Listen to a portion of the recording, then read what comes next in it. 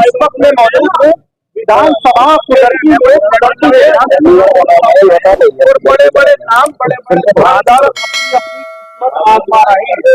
ये चुनाव है ना सरकार बिगड़ने का चुनाव है ना सरकार बनने का चुनाव है। इंडिविजुअली तौर पे सारे प्रत्याशी चल रहे हैं और कोशिश कर रहे हैं जनता को लुभाने की। इस वक्त कुंडली के हम बिल्कुल ऑन रोड मौजूद है। यहाँ कुछ लोग मिले और हम इनसे बात करेंगे, हम इनसे मालूम करेंगे कि किसको देखना चाहते हैं विधायक, क्या इनके मुद्दे हैं अपनी विधानसभा को लेकर और क्या मुद्दे हैं जो इनके जरूरी मुद्दे हैं, अपने जो बेसिक मुद्दे हैं, क्या मुद्दे हैं। तो हम यहाँ पे बात करेंगे। सर क्या नाम है आपको? मोहम्मद शुएब साहब, किसे देखना चाहेंगे विधायक और क्यों देखना चाहेंगे? हमारा जो मसला है जोर से हम जो देखना चाहेंगे, हमारा मसला है कि हम ये चाहते हैं कि मुस्लिम की एक क़यादत यानी मुस्लिम लीग मसीह पैदा हो। हम ये चाहते हैं कि ओवैसी साहब हमारे नेता हो है और बनेंगे। हम ये चाहते हैं कि आने वाले वक्त में हाफिज मोहम्मद वारिस साहब MIM के विधायक बने। और क्योंकि तुमने देखा भी है और सब आवाम जानती है, हमारे मुस्लिम के सब वोट लेना जानते हैं। जब मुस्लिम के ऊपर जुल्म होता तो सब खामोश हो जाते। अभी उत्तर प्रदेश के अंदर कई साल से लगभग 5-6 साल से इनकाउंटर हो रहे हैं, लगभग 100 या 150 इनकाउंटर मुसलमानों के। अखिलेश यादव का मुंह तक नहीं खुलता। एक यादव का अगर हो गया तो पूरे 3 चैनलों का हल्ला। क्या मेरी खून की कीमत नहीं है? यादव की खून की कीमत है। ये मेरी कौम को समझने की जरूरत है। ये मेरी जो मुसलमान भाई है उनको समझने की जरूरत है। उसको ये मालूम है ना कि इस मुसलमान की जगह कहाँ। अगर मुसलमान चाहते हैं कि मेरी खून की भी कोई कीमत हो तो अपना नेता पैदा करे और अपना डंडा और अपना झंडा पैदा करे। अगर आप चाहते हैं कि हमारी भी आवाज कोई उठाए तो आपको अपना नेता बनाना पड़ेगा, क्योंकि जब तक नेता नहीं बनता है इससे कोई नेता नहीं होता। हम ये चाहते हैं कि नेता तो बहुत सारे, आप किसको बनाना चाह रहे हैं? हमारा मकसद ये जो ओवैसी साहब की पार्टी से आएगा, हाफिज वारिस साहब है, हमारा मकसद है इन्हें विधायक बनाना। जब ये विधायक बनेंगे तो समझ लो ओवैसी साहब मजबूत है। जब ओवैसी साहब मजबूत है तो हम मजबूत है, क्योंकि दलितों के अंदर देखा होगा जब 12 से 17 लगभग 7 से 12 तक जब सरकार की मायावती थी तो कभी वो ये नहीं कहते थे कि मुझे हाजी अकबर से काम कराना। कभी वो थाने जाते तो उनसे लोग यही कहते थे कि हमें ऊपर से खून करा देंगे। तो हमें भी जब हाफिज वारिस साहब जीतेंगे तो हमें फिर हाफिज वारिस साहब की जरूरत नहीं है। ओवैसी साहब मजबूत होंगे तो हाफिज वारिस साहब जो हम करेंगे वो करेंगे। तो हमारा मकसद ये है कि मुस्लिम लीडरशिप कामयाब होकर रहेगी आने वाले। हाँ जी सर, क्या नाम आपको? परवेज खान। परवेज खान साहब, आप किसे देखना चाह रहे हो? देखिए, हम तो चाहते हैं कि ओवैसी साहब की पार्टी जो है उसके जो नुमाइंदे हैं हाफिज वारिस साहब जी, वो यहाँ पर चुनाव जीते और हमारे विधायक बने, क्योंकि ओवैसी साहब की पार्टी एक ऐसी पार्टी है जो मुस्लिम मुद्दों को उठाती है। पार्लियामेंट में चाहे CAR का मुद्दा रहा हो या ट्रिपल तलाक का मुद्दा रहा हो या फिर अभी जो है जो बाकी पार्लियामेंट में बिल्स आए हैं उस पर सिर्फ और सिर्फ ओवैसी साहब ही बोलते हैं, बाकी कोई बोलता नहीं। चाहे अखिलेश यादव रहे हो, चाहे मायावती रही हो या कांग्रेस पार्टी रही, ये लोग मुस्लिम के वोट तो लेते हैं मगर ये हमारे लिए लीडर नहीं है, क्योंकि ये हमारी आवाज नहीं उठाते। हम ये समझते हैं कि मुसलमान इनके बदवा मजदूर है और हम इनको खाली वोट देते रहेंगे और इनके हिसाब नहीं देंगे। तो हम चाहते हैं कि हमारा लीडर ऐसा हो जिसको हम वोट भी दें और वो हमारी आवाज भी उठाए। और ओवैसी साहब, अभी तक हमने उनको वोट नहीं दिया है, यूपी से हमने कोई विधायक सांसद नहीं बनाया है, लेकिन फिर भी ओवैसी साहब हमारी आवाज उठा रहे हैं। तो हम अब उनको वोट भी देंगे, ओवैसी साहब को वोट भी देंगे। इस बार हम लोग कुंडली विधानसभा को हाफिज वारिस साहब को वोट दे रहे हैं। हाँ जी, आप भी ओवैसी साहब को?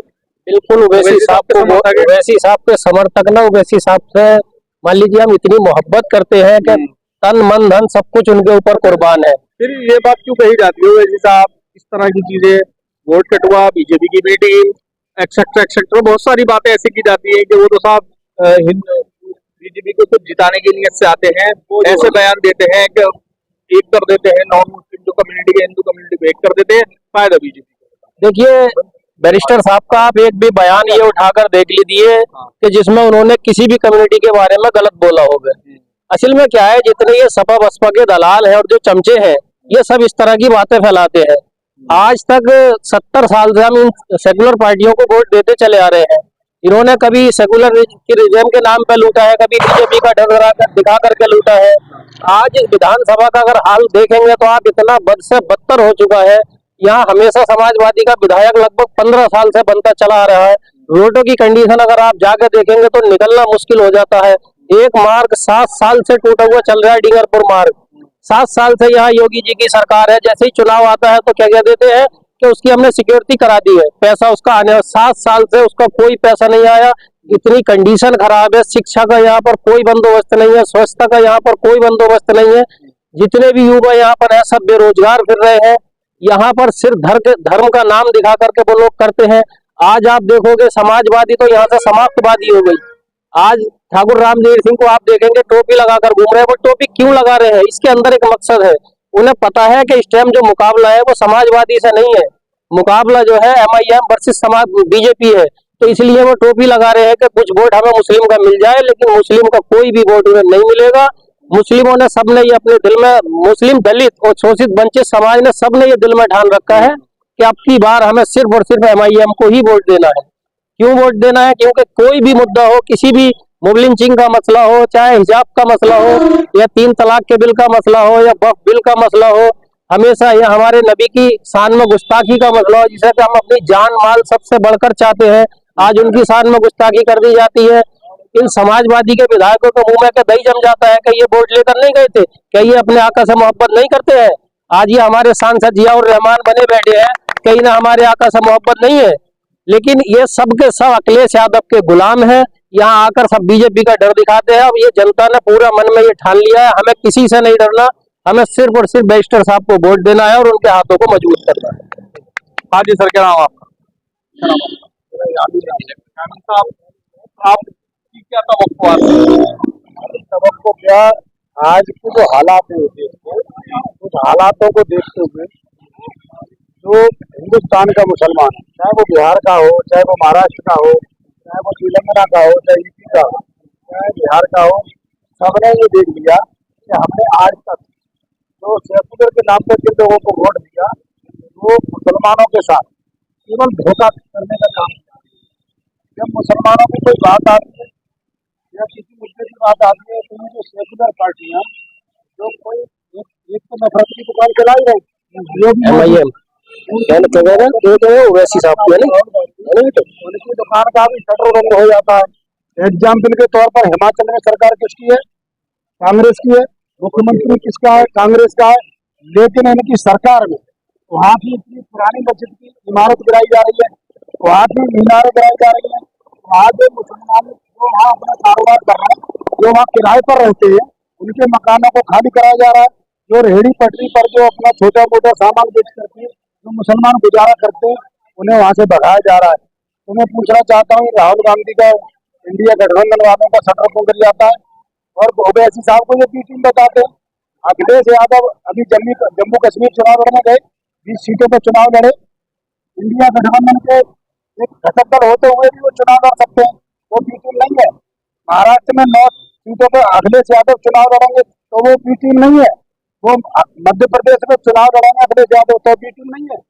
बैरिस्टर असदुद्दीन ओवैसी का संगठन बिहार हो, तेलंगाना, महाराष्ट्र, दिल्ली, यूपी, बिहार सब जगह फैल चुका है। अखिलेश यूपी से बाहर नहीं है और तुम्हारे राष्ट्रीय जनता दल बिहार से बाहर नहीं है, ममता बंगाल से बाहर नहीं है। लेकिन अल्हम्दुलिल्लाह अब हिंदुस्तान का मुसलमान बैरिस्टर असदुद्दीन ओवैसी को नेता मान चुका है। वही चाहे वो पहलू खान की हत्या हो, चाहे जुनैद की हत्या हो, चाहे नासिर की हत्या हो, चाहे अलीगढ़ में औरंगजेब की हत्या हो, या लिंचिंग का मामला हो, या फिर एनकाउंटर का मामला हो, या 3 तलाक का मामला हो, हिजाब का मामला हो, या वक्फ बोर्ड का मामला हो, केवल एक बैरिस्टर ओवैसी है जो सड़क से लेकर संसद तक। और एक बात बताऊं, जो हमारे बुजुर्ग लोग हैं जो हमारा छोटा मोबाइल भी नहीं चलाना जानते, लेकिन हिंदुस्तान का 18 से लेकर के 25 साल तक का युवा जो मोबाइल चलाता है वो ओवैसी को नेता मान चुका है, नूरुद्दीन को नेता मान चुका है, इम्तियाज जलील को, वारिस पठान को नेता मान चुका है। और यहाँ केंद्र की विधानसभा में यहाँ जो हाफिज मोहम्मद वारिस है, पिछली बार चुनाव लड़े थे, 14,500 तकरीबन वोट मिले थे।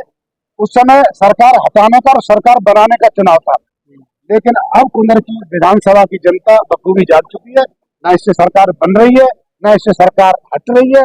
इसीलिए जो हमसे गलती हुई 22 में, हम उसको पश्चाताप के रूप में हाफिज मोहम्मद वारिस साहब को वोट देकर के कामयाब बनाना चाहते हैं, क्योंकि यहाँ बीएसपी का कैंडिडेट बाहर का है, हम कोई काम कराने का जो आएगी तो हम वहां समझ जाएंगे। दूसरी है जो हाजी रिजवान है, जो हाल भारतीय जनता पार्टी अब कर रही है मुसलमानों के साथ, ये मुसलमान होकर मुसलमानों के साथ कर चुके हैं। पूरी कुंदर की विधानसभा में कोई भी मुस्लिम अच्छे गांव का व्यक्ति हाजी रिजवान और इनके बेटे कंगन को बिठाने को तैयार नहीं है, घर में पानी पिलाने को तैयार नहीं है। उसका फायदा हमारे हाफिज मोहम्मद वारिस साहब को मिल रहा है।